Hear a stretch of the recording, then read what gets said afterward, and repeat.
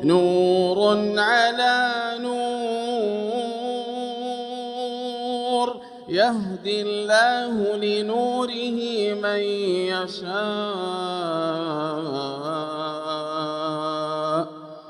طيب، بسم الله والحمد لله. الصلاة والسلام على رسول الله وعلى آله وصحبه ومن والاه، أما بعد. نواصل إن شاء الله في درس كتاب أقصر المختصرات للإمام ابن الباز رحمه الله تعالى.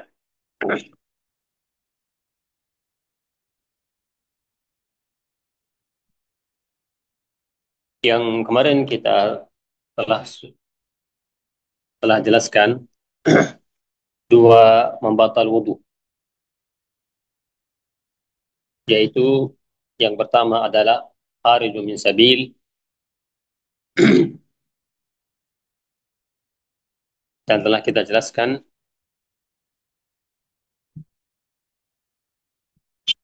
Dan yang kedua yang beliau juga jelaskan rahimahullah, kharijun min baqiyatil badan.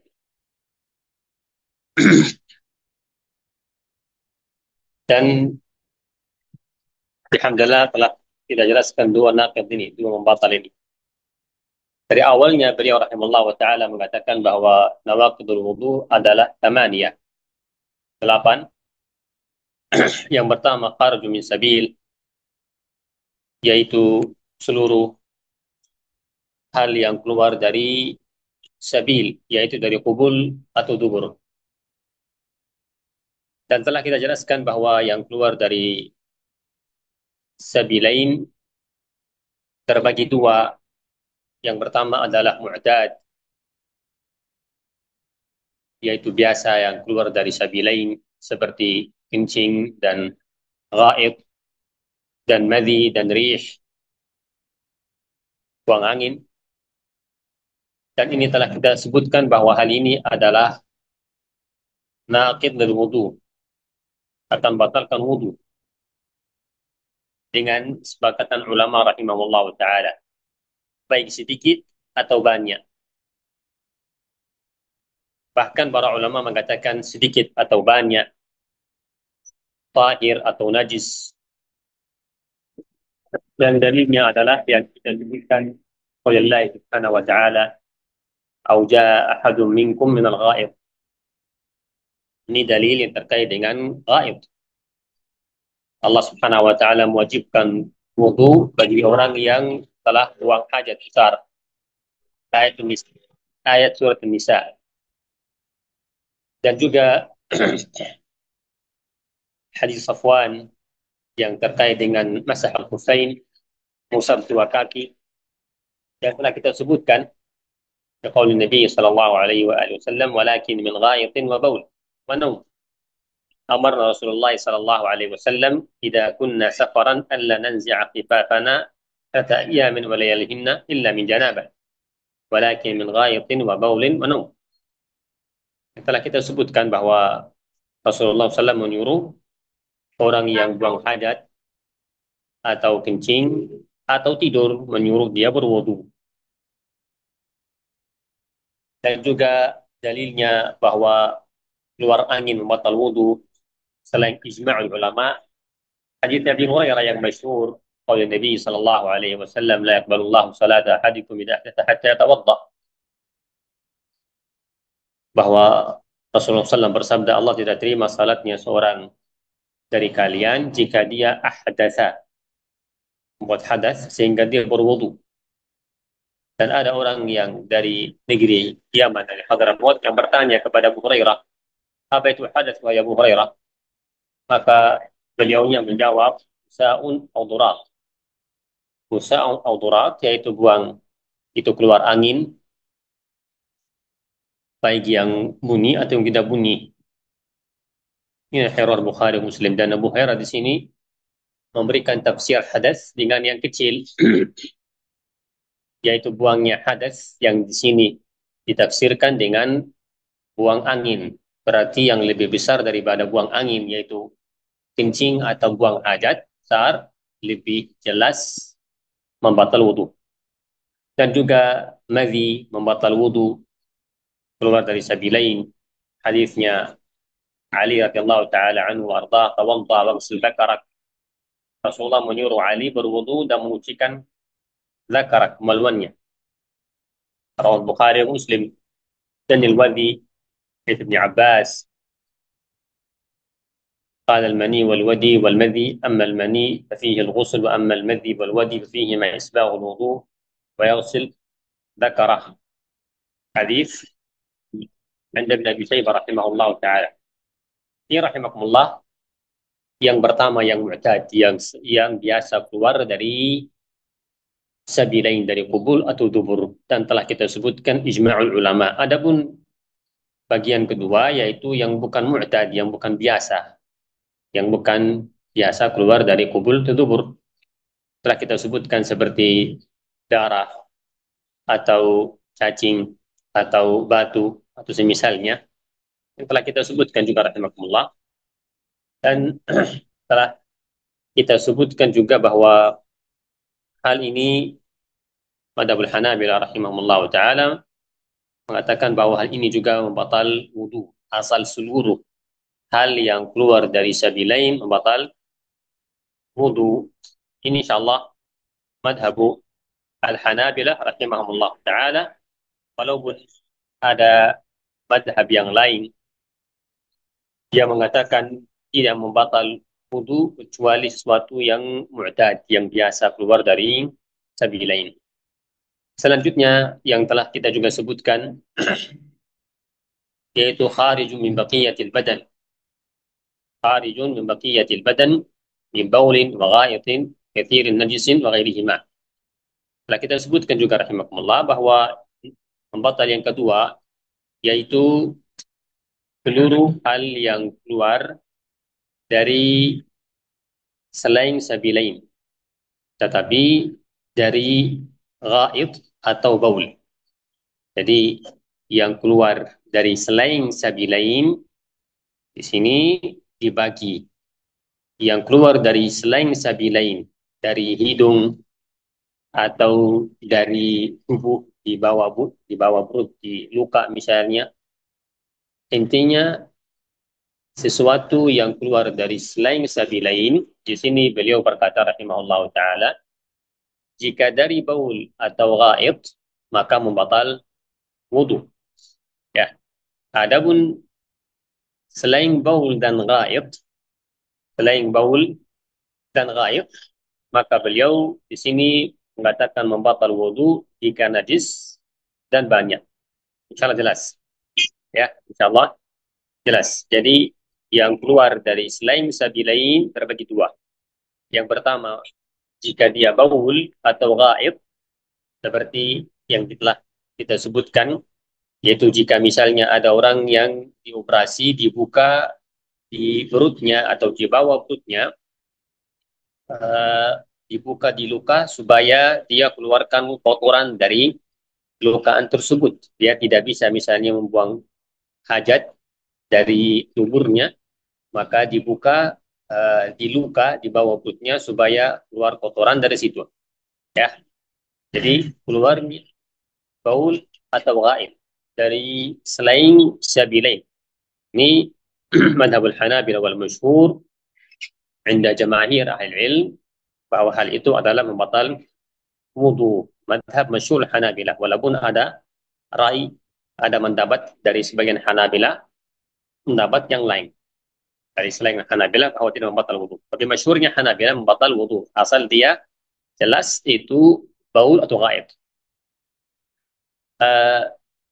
Adapun yang keluar dari selain sabilain bukan baul, bukan ghaib, tetapi seperti darah atau muntah atau semisalnya, ya, atau semisalnya.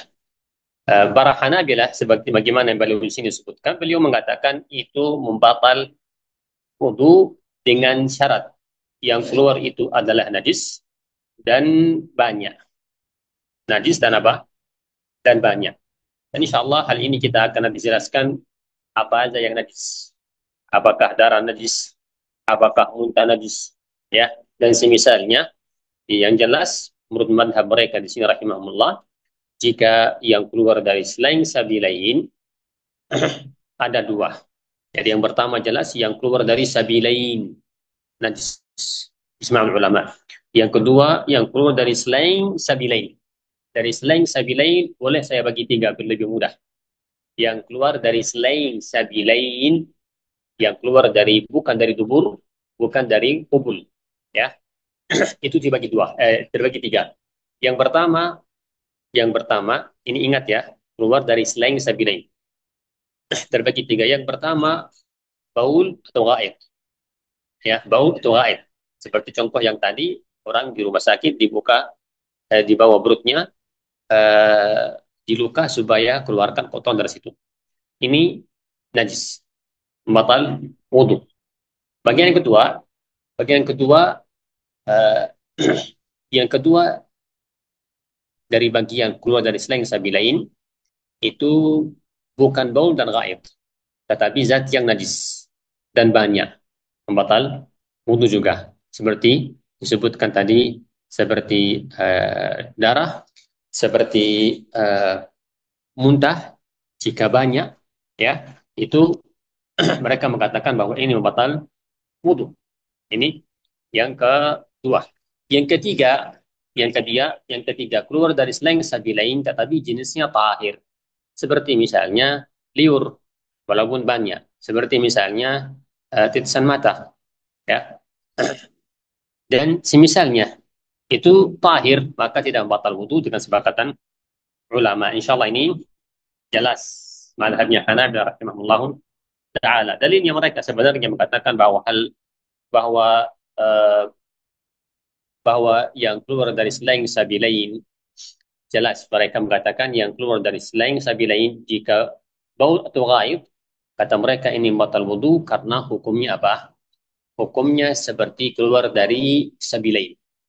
Adapun yang kedua yang bukan dari baul dan ghaib, darah dan muntah misalnya, yang najis, kata mereka dalilnya bahwa itu membatal wudu, yaitu hadisnya Fatimah bintu Hubeish, bintu Abi Hubeish, ketika beliaunya istihadah, maka Rasulullah SAW mengatakan kepadanya, ثم توضئي لكل صلاة ثم توضئي لكل صلاة.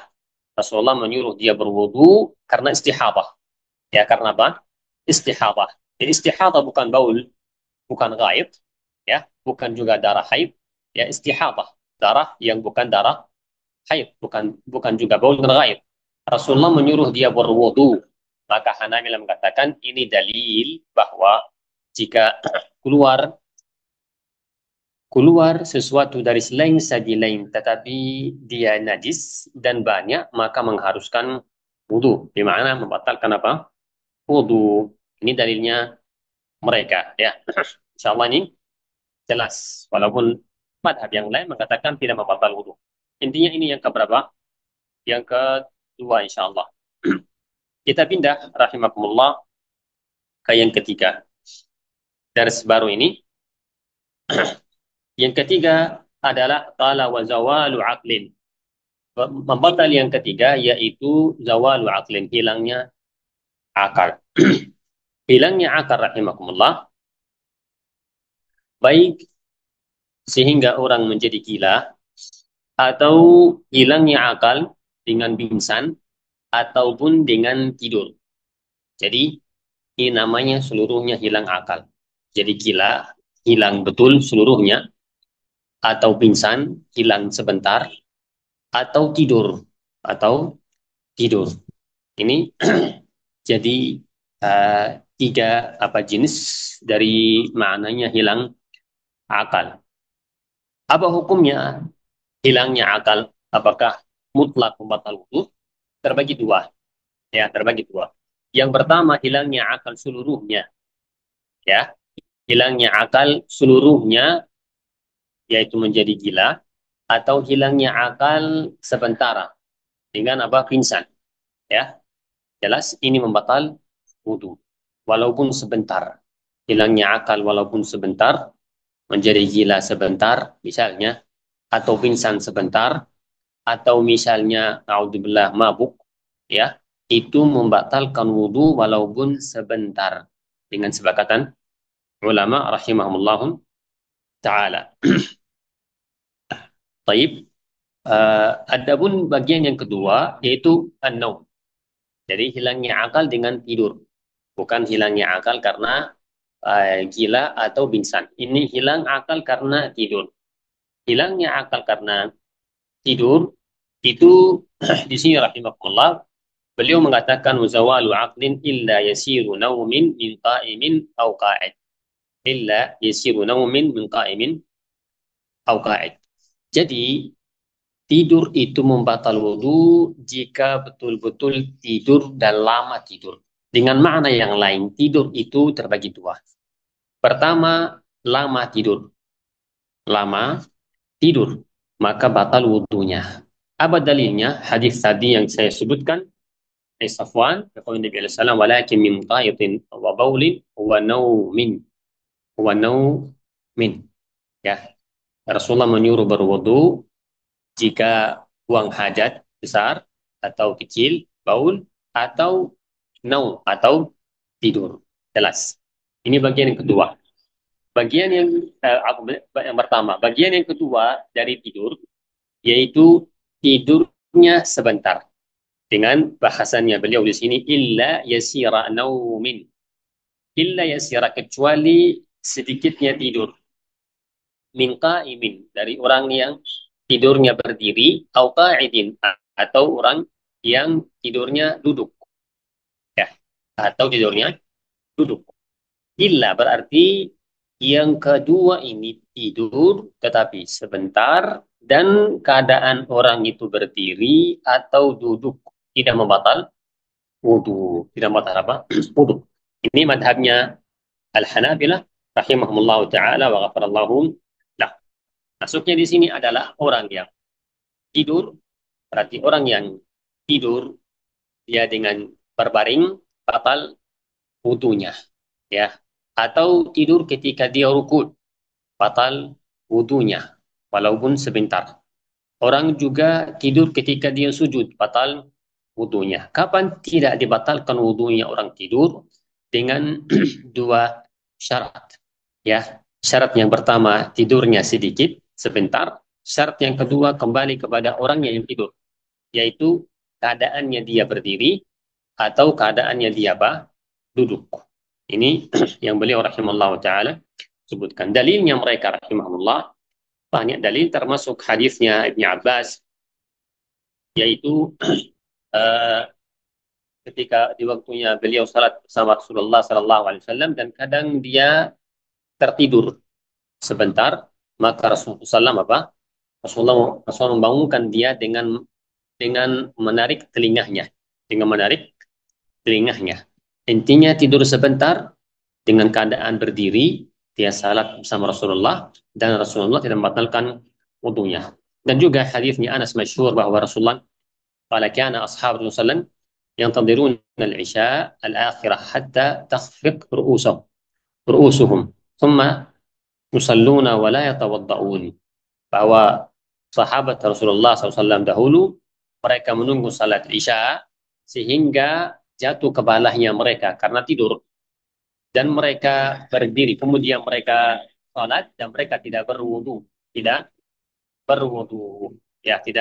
berwudu ini dalilnya Al-Hanafi rahimahullah taala bahwa itu terbagi dua, ada yang lama tidur berarti batal wudunya bagaimana dia keadaannya. Yang kedua, tidurnya sebentar dengan keadaan duduk atau apa? Atau berdiri, Ini yang mereka mengatakan yang kedua ini tidak membatal apa? Wudu. Ini sebenarnya madhab atau masalah tidur ini banyak ulama apa berselisih dari masalah ini. Kapan dibatalkan wudunya orang yang tidur? Ini madhab Hanabilah yang tadi saya sebutkan sebentar. Jika tidurnya hanya sebentar, tidak batal wudunya. Syekhul Islam Taimiyah rahimahullah taala beliau mengatakan uh, batal wudunya jika dia uh, merasa ada sesuatu yang keluar darinya. Ya, jika dia merasa tidak ada yang keluar darinya, kata beliau wudunya sah, tidak harus dia berwudu. ulangi, tidak harus dia mengulangi wudunya. Ya, sama juga dekat dari madhab mereka ini madhab Syafi'iyah. Intinya yang kita telah belajar di sini berarti rahimahullah madhab Hanabilah mengatakan tidur itu membatal wudu kecuali tidur yang sebentar dengan keadaan berdiri atau keadaan apa? Duduk. Apa sebabnya? Sebabnya keadaan tersebut itu membuat orang itu tidak mudah keluar darinya apa? Angin. Tidak mudah keluar darinya apa? Angin. Mirip dengan mazhab Syafi'iyah. Syafi'iyah mengatakan jika orang tertidur dengan keadaan dia duduk, meletakkan pantatnya dengan baik, duduk dengan baik, kata mereka tidak batal wudhunya. Apa sebabnya? Karena dengan cara yang seperti itu, tidur dengan cara seperti itu biasanya tidak keluar angin. Beda dengan orang tidur dengan baring, orang tidur dengan ruku, dengan sujud, itu bisa jadi keluar angin dan dia tidak terasa. Ini yang ketiga yang beliau rahimahullah ta'ala sebutkan. Selanjutnya adalah kata beliau, ghuslu mayyitin. Yang keempat yang beliau sebutkan rahimahullah ta'ala, yaitu ghuslu mayyitin. Maknanya adalah barang siapa yang memandikan mayat, barang siapa yang memandikan mayat, wudunya batal. Mayat tersebut baik dia muslim atau kafir, baik dia zakar atau unta. Dan ini rahimakumullah madhabnya Al-Hanabilah saja yang mengharuskan wudu bagi orang yang telah memandikan apa? Mayat. Yang dimaksud di sini yang memandikan mayat bukan yang membantu antar air, antar sidir, bukan orang yang dia sendiri yang memandikan mayatnya.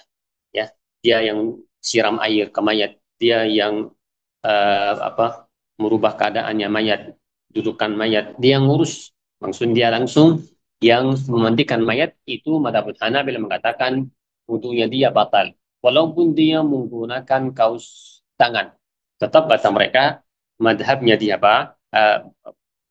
Wudunya dia batal. Ini madhabnya Hanabi rahimahullah ta'ala.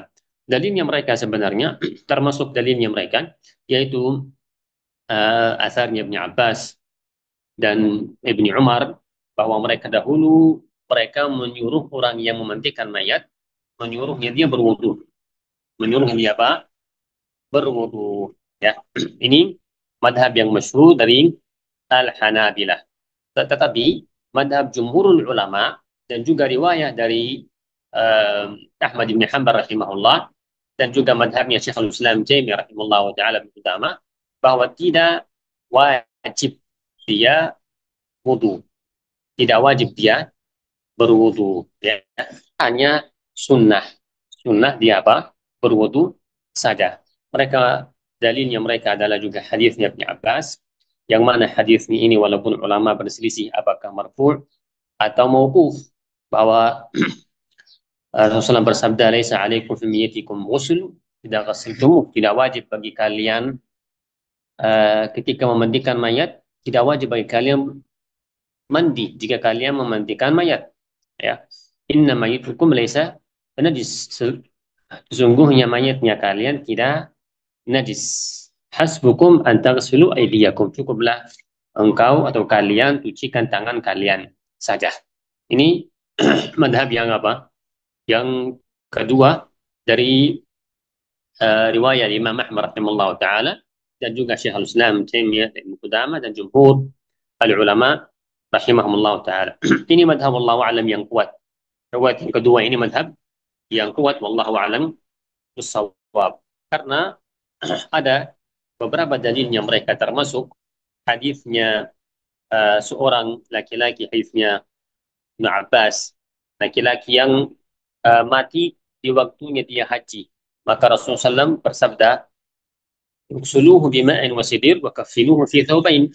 Hadis wal Bukhari wa Muslim, Rasulullah menyuruh sahabat untuk memandikan dengan air dan sidir, dengan air dan sidir, dan dikafani dengan dua baju, ya dua kain, dua dua kain al-hadis. Dan Rasulullah tidak menyuruh mereka berwudu. Sama juga hadits Mu'atiyah radhiyallahu taala anha warḍaha ketika Mu'atiyah bersama sahabat yang lain memandikan anaknya Rasulullah sallallahu alaihi wasallam, Rasulullah menyuruh mereka memandikannya 3 kali, 5 kali atau lebih jika membutuhkan lebih. Dan Rasulullah mereka tidak menyuruh mereka wudhu setelah memandikan mayatnya. Jadi ini rahimakumullah, wallahu alam, dalil yang kuat, wallahu alam bissawab. Ini dengan ringkas insyaallah. Yang selanjutnya adalah yang kelima membatal wudhu, yaitu memakan daging onta. Memakan daging apa? Onta. Memakan daging onta, baik memakan daging onta, baik memakannya dengan sudah dimasak, ya, baik dimasak atau dibakar. Ini madhabul Hanafi rahimahullah taala mengatakan orang yang memakan daging onta batal wudunya. Ini khas madhabul Hanafi rahimahullah taala, berbeda dengan madhab ulama yang lain. Jadi madhabul Hanabilah mereka berkata barang siapa yang memakan daging onta batal wudunya. Ini madhab Hanabilah, madhab Syekhul Islam, dan sebenarnya madhab sebagian ulama yang lain seperti Syafi'iyah, seperti Imam Nawawi rahimahullah, Al-Khattabi. Nawawi rahimahullah taala beliau mengatakan madhab yang paling kuat kata beliau madhab yang mengatakan batalnya wudu bagi orang yang memakan daging onta. Kata beliau karena hadisnya sangat jelas. Karena hadis sangat apa? Sangat jelas. Baik. Jadi makan daging onta sedikit atau banyak batal wudunya. Dalilnya mereka adalah sangat jelas, termasuk hadis masyhur, hadis Jabir bin Samurah radhiyallahu taala anhu arda, yang sangat jelas ada orang laki-laki yang bertanya kepada Rasulullah, "Atawadda min luhumil ghanam?" Qala in syi'ta fatawadda wa in syi'ta fatawadda. Ada yang bertanya kepada Rasulullah, apakah saya berwudu dari dagingnya kambing, maksudnya dari setelah makan dagingnya kambing? Maka Rasulullah berkata, in syi'ta tawadda. Terserah jika engkau mau berwudu atau tidak mau berwudu. Orang tersebut bertanya lagi, apakah saya harus berwudu dari dagingnya onta, maksudnya setelah makan daging onta? Maka Rasulullah dengan jelas bersabda, jawab, na'am, tawadda min luhumil ibil. Ya, engkau berwudu dari dagingnya onta, dari maksudnya makan setelah makan dagingnya onta. In hadits al-Bara bin Azar rawah Muslim, dan hadis sangat jelas dan hadis kuat. Ini hadis Jabir bin Samurah radhiyallahu taala anhum wa ardah, dan juga ada hadis al-Bara radhiyallahu taala anhum wa ardah. Ini insyaallah madhab al-Hanabi rahimahullah taala. Ini madhab yang sangat kuat, ya, yang sangat apa? Kuat. Adapun madhab jumhurul ulama, mereka mengatakan tidak batal orang wudunya orang yang memakan daging onta.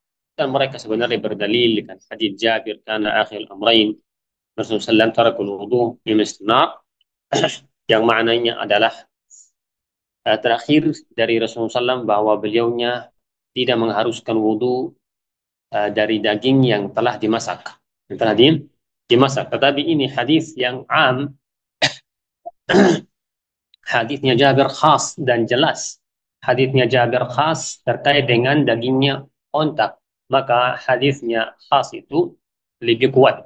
Hadisnya am tidak membatalkan maknanya hadis yang khas. Jadi hadis yang am itu jika orang memakan dagingnya kambing, dagingnya kelinci, dagingnya kuda, dagingnya sapi, itu tidak batal wudunya, tidak batal wudunya. Adapun yang memakan dagingnya kambing, dagingnya onta, batal wudunya. Sebagaimana yang tadi kita sebutkan, ini madhabul Hanabilah rahimahullah taala. Insyaallah ini jelas. Selalu di sini para ulama Hanabilah membahas masalah apa cabangan-cabangan masalah ini. Apakah khas yang memakan dagingnya saja atau masuk di masalah di makna daging seluruh tubuhnya, ya seperti misalnya hati onta, seperti misalnya kakinya onta atau semisalnya atau gumuknya onta. Apakah ini masuk atau tidak? Sama juga apa namanya minum susunya onta, ya. Apakah batal wudunya orang yang minum susunya onta dan memakan hatinya onta atau tidak batal? Di mana apakah lafaznya hadis khas dengan lafaznya daging saja? Barang siapa yang memakan dagingnya unta batal wudunya, atau lebih umum seluruh yang dimaksud? Seluruh apa? Seluruh unta, baik makan matanya saja, makan gumuknya saja, atau hatinya saja, uh, harus dia berwudu berwudu atau tidak? Ya, ini yang para Hanabilah rahimahullah wa ta'ala, mereka masyhurnya madhabnya, mereka mengkhususkan daging saja. Daging apa? Saja. Ya. Walaupun madhabnya sebagian juga dari Hanabilah, termasuk mutakhirin Syekh Ibnu Taimiyah rahimahullah ta'ala, ya, dan juga Syekh Islam Qayyim juga, mereka mengatakan seluruh yang dimaksud dagingnya onta, seluruhnya apa? Dagingnya onta termasuk hati dan juga termasuk gumuknya. Seluruhnya itu mengharuskan orang apa? Berwudu jika memakan daging onta atau uh, hatinya onta atau semisalnya. Ini insya Allah dengan ringkas kita sebutkan. Adapun susunya onta tidak membatal wudunya, dan dalilnya di sini adalah hadis Al-Urniin, ketika Rasulullah SAW menyuruh mereka meminum dari susunya onta, dan Rasulullah tidak menyuruh mereka berwudu. Baik, insyaallah jelas ini. Jadi perkataan beliau, qala wa aklu lahmil ibil, aklu lahm al-ibil, berarti berarti selain dagingnya onta tidak membatal wudu. Selain dagingnya onta tidak membatal wudu. Walaupun di sini para ulama juga mereka membagikan masalah ini, ya. Ada yang mengatakan yang memakan dagingnya haram, seperti babi, seperti bangkai. Ada yang mengatakan wudunya batal. Tetapi lafaznya jelas, hadis ini hanya dagingnya onta. Jadi jelas insya Allah, Hanabilah hanya mengatakan dagingnya, yang memakan dagingnya unta batal wudunya. Baik. Baik. Selanjutnya adalah beliau mengatakan di sini, qala wariddah. Wariddah. Yang dimaksud di sini yaitu membatal yang selanjutnya, ar-riddah, itu billah. Ar-riddah yaitu keluar dari agama Islam. Keluar dari agama Islam. Membatal yang keenam yaitu jika orang keluar dari agama Islam. Ini juga madhabnya Hanafi rahimahullah ta'ala berselisih dengan seluruh ulama madhab yang lain. Dan ulama yang lain. Para Hanabilah mengatakan orang yang murtad, billah, yang keluar dari agama Islam, itu batal wudunya. Dalilnya mereka adalah rahimahullah, dalilnya mereka yaitu bahwa uh, riddah itu membatalkan seluruh agama Islam, membatalkan seluruh agama Islam, termasuk di sini adalah apa? Wudunya. Kama qala Allah Subhanahu wa taala, "Wa laqad uhiya ilaika wa ladina min qablika in asyrakta la yahbatanna 'amaluka." La yahbatanna 'amaluka. Telah diwahyukan kepadamu dan kepada rasul yang sebelummu, jika engkau berbuat syirik, maka seluruh amalmu akan habis, akan ditolak, akan rusak, ya, akan rusak. Dan termasuk di sini adalah at-taharah.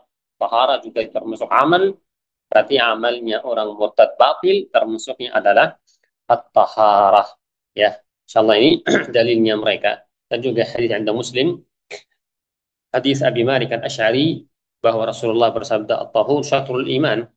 At-tahur syatru al-iman, bahwa tahur itu, tahara itu, wudu itu atau mandi itu sebarunya iman, sebarunya iman. Kata mereka rahimahumullah, maka jika imannya batal karena dia murtad, maka juga tahurnya dia juga batal. Ya, tahun juga apa? Batal. Ini yang ke-6. Selanjutnya adalah yaqul rahimahullah taala qala wa kullu ma aujaba ghuslan wa kullu ma aujaba ghuslan.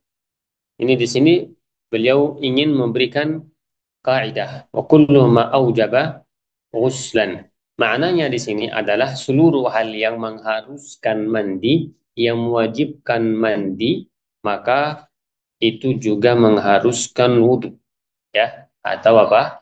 Membatalkan wudhu. Seluruh hal yang mengharuskan mandi, seperti janabah, ya, seperti janabah jelas membatalkan apa? Wudhu. Seperti misalnya juga keluarnya mani, itu mengharuskan mandi. Berarti juga apa? Membatalkan wudhu. Sama juga, yaitu madhabnya mereka rahimahullah ta'ala, masuknya Islam. Ya, masuknya Islam mengharuskan mandi, maka juga membatalkan wudhu. Dan semisalnya. Dan semisalnya. Jadi, madhabnya mereka rahimahullah ta'ala, seluruh hal yang mengharuskan mandi, itu membatal wudhu. Jika keluar darah haid, jelas darah itu membatal apa? Wudhu. Membatal wudhu. Dan semisalnya, maknanya adalah seluruh hadas besar. Seluruh hadas besar itu membatalkan wudhu. Yaqul rahimahullah ta'ala ghaira mautin. Ghaira mautin. Baik. Jadi maknanya adalah ghaira ghaira mautin. Ghaira mautin maknanya adalah orang yang meninggal wajib kita mandikan, tidak harus kita wudhu. Tidak harus kita apa? Kita wudhu. Baik. Ini insya Allah uh, 6 enam membatal wudhu. Selanjutnya adalah beliau berkata rahimahullah, massu farjin wa massu farjin. Jadi yang ketujuh, yang ketujuh dari membatal wudhu yaitu massu farjin. Maknanya di sini adalah massu farjin yaitu sentuh kemaluan. Sentuh kemaluan itu membatal wudhu di madhab Al-Hanabilah rahimahumullah ta'ala. Dan ini madhab jumhur ahli ilm rahimahumullah ta'ala. Massu farjin, kata beliau, massu farjin wa massu farji adamiyyin muttasil. Massu farji adami muttasil. Berarti membatal wudhu yang ketujuh yaitu sentuhnya kemaluan adami, yaitu manusia, muttasil yang masih tersambung. Maknanya adalah yang masih tersambung, yaitu jika sudah misalnya dioperasi, dipotong dan disuntuh kemaluan tersebut, yang sudah dipotong tidak membatal wudhu. Jadi menyentuh kemaluan membatal wudhu. Tetapi ada beberapa syarat. Syarat yang pertama yaitu kemaluan manusia, jelas adami, baik besar atau kecil, baik dakar atau unsa, laki-laki atau perempuan. Baik, ini yang pertama. Syarat yang kedua yaitu muttasil. Muttasil tadi disebutkan yang masih tersambung, belum ya, apa terpotong.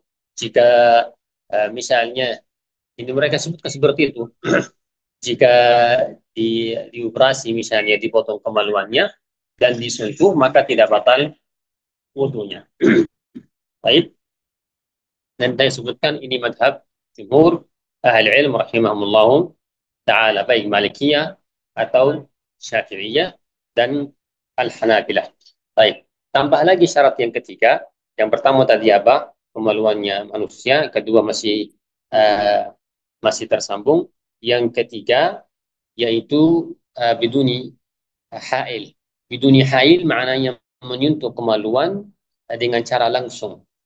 Dengan cara langsung, tidak ada yang menutupinya. Jika orang menyentuh kemaluan dirinya atau kemaluan yang lain, tetapi ada kainnya atau dengan kaus tangan, maka tidak membatal wudu.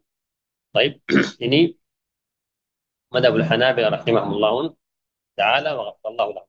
Dalilnya mereka adalah sebenarnya yaitu sabda Nabi sallallahu alaihi wasallam hadis Busrah bin Safwan, qala Rasulullah sallallahu alaihi wasallam, man massa dzakarahu falyatawadda. Rawahu Abu Dawud, Tirmidzi, wa Nasa'i. Barang siapa yang menyentuh kemaluannya maka harus dia berwudu. Falyatawadda, ada perintahan. Maka harus dia berwudu. Baik, harus dia berwudu. Ini dalilnya mereka rahimahullahu taala. Dan juga hadis Amr bin Shu'aib an Abi an Jaddih, Rasulullah bersabda, "Man massa dzakarahu falyatawadda wa ayyuma imra'atin massat farjaha faltatawadda." Rawahu Imam Ahmad rahimahullahu taala. Barang siapa yang menyentuh kemaluannya maka harus dia berwudu, dan barang siapa perempuan yang menyentuh kemaluannya maka harus dia berwudu. Ya, ini ini dalilnya masyhur madhabul jumhur termasuk madhabul Hanabilah. Adapun juga ada riwayat dari Ahmad bin Hanbal rahimahullah taala bahwa menyentuh kemaluan itu tidak membatal wudu, ya, tidak membatal apa? Wudu.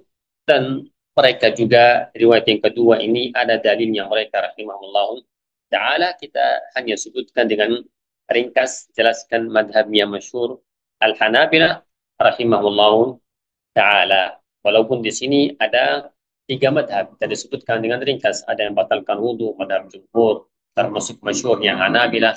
Ada yang kedua, tidak membatalkan wudhu dengan cara mutlak, baik itu Hanafiyah dan riwayat Ahmad. Ada juga Syekhul Islam Taimiyah, yang ketiga, yaitu beliau hanya mengatakan mustahab berwudhu, ya, mustahab apa? Mustahab uh, mustahab sunnah berwudu jika menuntunnya dengan syahwat, dengan syahwat. Baik, ini ringkasnya membatal yang ketujuh.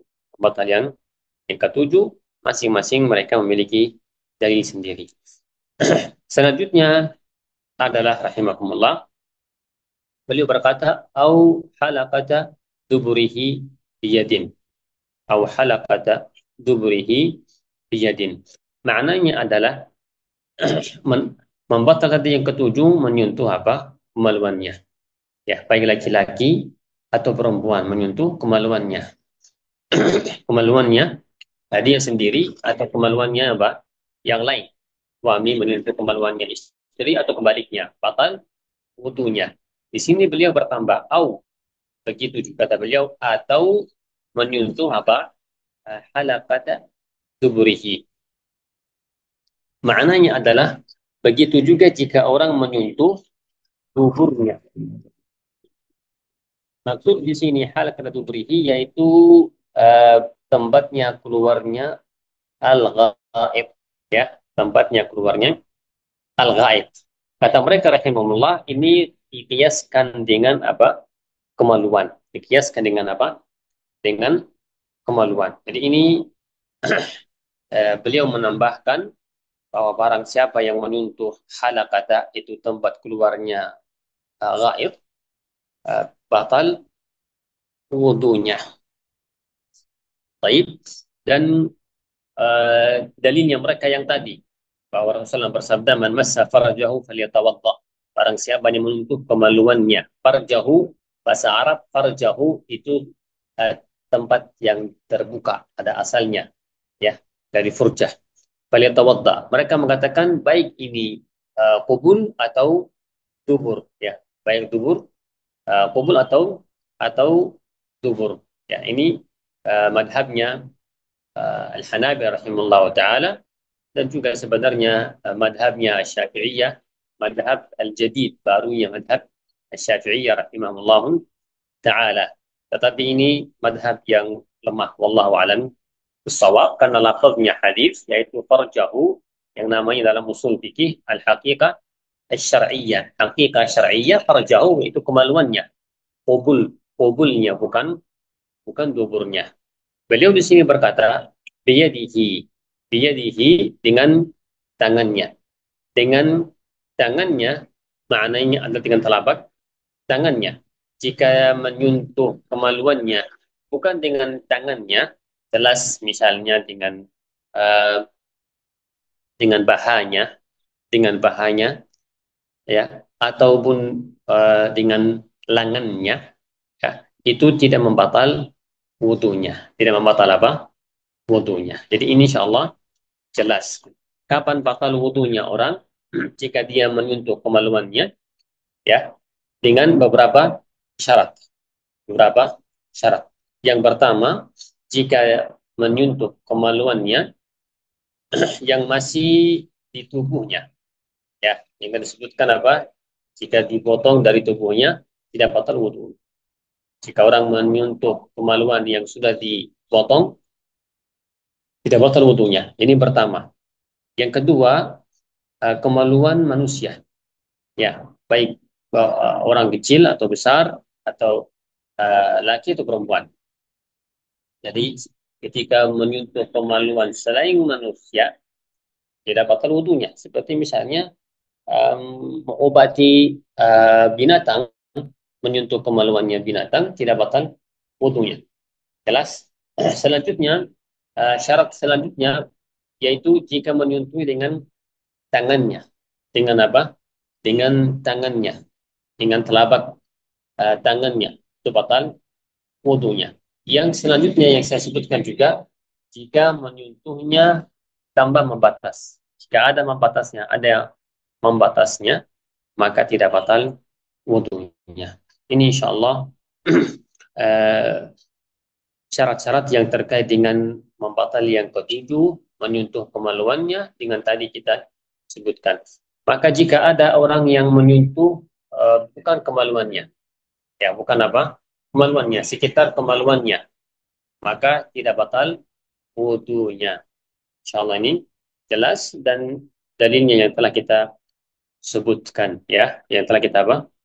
Sebutkan, barakallahu fikum, dan kita telah sebutkan juga dari riwayat yang lain. Selanjutnya adalah kata beliau rahimahullah taala, walamsu dzakarin au untha al-akhar li syahwah, walamsu dzakarin au untha al-akhar li syahwah. Maknanya adalah termasuk hal yang membatal wudu itu yang ke-8. Yang ke-8 yaitu jika laki-laki atau perempuan menyentuh, ya, yang lain. Laki menyentuh perempuan atau perempuan menyentuh laki-laki dengan syahwat. Bila haid, maknanya bila haid tadi tidak ada menghalanginya, tidak ada menghalangi dengan langsung, tidak ada kain itu misalnya. Ini yang ke-8 dari membatal wudu. Ini rahimahullah dalilnya mereka rahimahullah taala yaitu qaulullah subhanahu wa taala aw lamastum an-nisa aw lamastum an-nisa. Itu Allah subhanahu wa taala dalam surat Al-Maidah, surat Al-Maidah ayat yang ke-6 yang namanya ayatul wudu, yaitu Rasulullah Allah subhanahu wa taala menyuruh orang berwudu jika wanita menyentuh wanita, ya, menyentuh wanita. Walaupun para ulama rahimahullah taala berselisih dengan lafaznya menyentuh wanita di sini dalam Al-Quran, menyentuh wanita. Para ulama berselisih dalam masalah ini. Apakah yang dimaksud di sini menyentuh wanita itu menyentuh dengan biasa dengan tangan, atau yang dimaksud di sini dengan yang dimaksud adalah jima'. Yang dimaksud adalah apa? Jima' menggauli istrinya. Ulama di sini berselisih rahimahullah taala, dan ada madhab yang disebutkan di sini, madhabul Hanabilah mengatakan dibatalkan wudu orang yang menyentuh wanita yang lain jika dengan syahwat. Ada madhab ulama yang lain mengatakan membatalkan wudu orang yang menyentuh wanita dengan secara mutlak walaupun bukan dengan syahwat. Ada juga yang mengatakan tidak membatalkan wudunya sama sama sekali, ya, sama sama sekali. Jadi ini dalilnya mereka rahimahullah wa taala, qala subhanahu wa taala aw lamastum an-nisa. Adapun kenapa mereka mengatakan li syahwah? Apa dalilnya menyentuh wanita dengan syahwah batalkan wudu? Karena ayat yang tadi lamastum nisa mutlak, dengan syarat mutlak kita menyentuh wanita batal wudunya, mengharuskan berwudu. Kenapa Hanabilah mengatakan dengan syahwah itu membatal wudu? Berarti jika menyentuh wanita bukan dengan syahwah, meminta kunci, dikasihkan kunci, atau semisalnya, ya tidak batal wudunya. Di madhab Hanabilah. Hanabilah mengatakan jika menyentuhnya dengan syahwat, batal wudunya. Apa dalilnya mereka? Dalilnya mereka sebenarnya beberapa hadis Rasulullah SAW yang mana Aisyah radhiyallahu taala anha warḍaha beliau cerita bahwa قالت كنت أنام بين يدي الرسول صلى الله عليه وسلم ورجلاي في قبلته فإذا سجد غمزني فقبضت رجلي فإذا قام بسطها. Itu hadits Aisyah radhiyallahu taala anha warḍaha fi sahihain Bukhari Muslim. Kata beliau, saya dahulu tidur di depan Rasulullah SAW dan kakiku di depannya, di kiblahnya beliau SAW. Kata Aisyah radhiyallahu anha warḍaha, maka Rasulullah jika dia ingin sujud, maka Rasulullah menyentuh saya supaya saya tarik kakiku. Ini dalilnya mereka bahwa Rasulullah ketika sholat dan menyentuh kakinya Aisyah tidak batal wudunya Rasulullah sallallahu alaihi wasallam. Dan juga ayat Aisyah bahwa Rasulullah kana yuqabbilu ba'da azwajihi thumma yusalli wa la yatawadda. Rawahu Abu Daud, Tirmidzi wa Nasa'i, Ibnu Majah. Yaitu Rasulullah, kata beliau, kata Aisyah, bahwa Rasulullah dahulu mencium sebagian istrinya dan beliau kemudian beliau salat tambah wudu. Tambah apa? Wudu. Ini dalilnya mereka rahimahullah taala mengatakan dengan menggabungkan dua dalil, ayat surat Al-Maidah aula mastum nisa, jika menyentuh wanita, dan hadisnya Aisyah ini, dua hadis Aisyah ini mereka mengatakan berarti jika orang menyentuh wanita dengan syahwah batal wudunya, dalilnya mereka ayat surat Al-Maidah. Dan jika orang menyentuh wanita dengan tidak syahwah, tidak batal wudunya, dalilnya adalah hadis Aisyah radhiyallahu taala anha wa ardhaha wa ghafarallahu lana wa laha. Ini rahimakumullah dalilnya mereka, walaupun madhab yang sebenarnya kuat wallahu alam shawab, tidak batal wudunya seorang laki atau perempuan. Seorang laki yang menyentuh wanita atau perempuan menyentuh apa? Menyentuh laki-laki. Dalilnya adalah barakallahu fikum hadisnya Aisyah yang jelas, kuat dan sharih. Adapun ayat surat Al-Maidah itu yang dimaksud adalah al-jima' wallahu a'lam bissawab. Dan hati-hati, bukan madhab ini yang saya katakan kuat, bukan maknanya adalah boleh seorang laki menyentuh wanita yang bukan muhrim dan juga perempuan menyentuh laki-laki yang bukan muhrim. Tidak, jelas hukumnya laki menyentuh wanita tidak muhrim atau kebaliknya haram, sebagaimana di uh, beberapa hadis Rasulullah Sallallahu Alaihi Wasallam yang menjelaskan bahwa hukumnya adalah tidak boleh, seperti hadis al-yadan tazniyan wa zinahuma al-bats, bahwa tangan itu berzina dan zinanya tangan itu menyentuh, ya. Dan juga hadis anda al-Imam Tabarani rahimahullah taala, Hasan Syekh Al-Albani rahimahullah taala, barang siapa atau orang lebih ringan ditusuk di kepalanya dengan jarum besar, itu lebih ringan, lebih mudah, ya, daripada dia menyentuh wanita tidak muhrim. Baik, tidak apa? Tidak muhrim. Ini rahimakumullah taala madhabul Hanafi rahimahullah yang terkait uh, dengan nawaqid al-wudu. Adapun selanjutnya yang mereka sebutkan telah kita jelaskan, ya qaulihi bila hail, bila hail, yaitu maknanya adalah tidak ada uh, membatasnya. Qala fihima la li sya'rin sintin mufrih. Dan ini insyaallah saya pikir sampai sini dulu kita berhenti. Insyaallah kita nanti akan uh, ringkaskan membatali wudu di madzhabul Hanabilah, dan kita akan lanjutkan sisanya yang masih terkait dengan membatal wudu, dan kita akan bahas bahasan yang baru yang terkait dengan hal-hal yang haram bagi orang yang belum berwudu. Wallahu a'lam bissawab. Insyaallah sampai sini barakallahu fikum ila huna.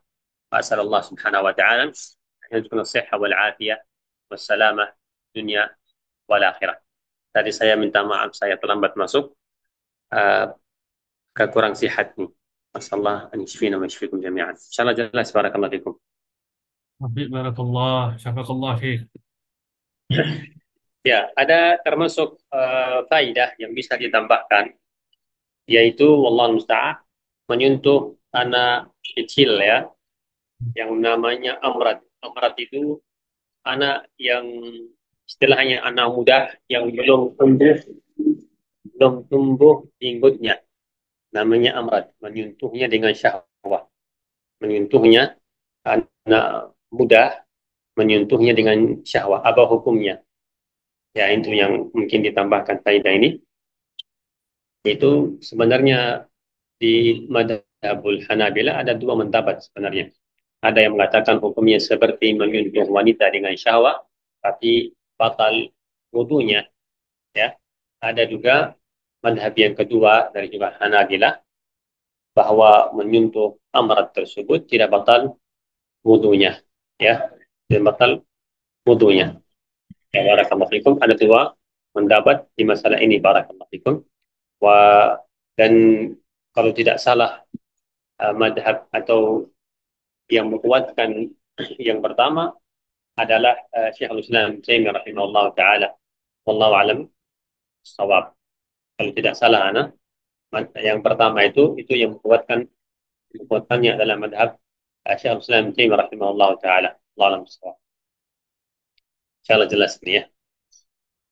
Jazakumullah khair, barakallahu fikum, jazakumullah ila huna wa subhanakallah bihamdik. La la anta astaghfiruka wa atubu ilaik.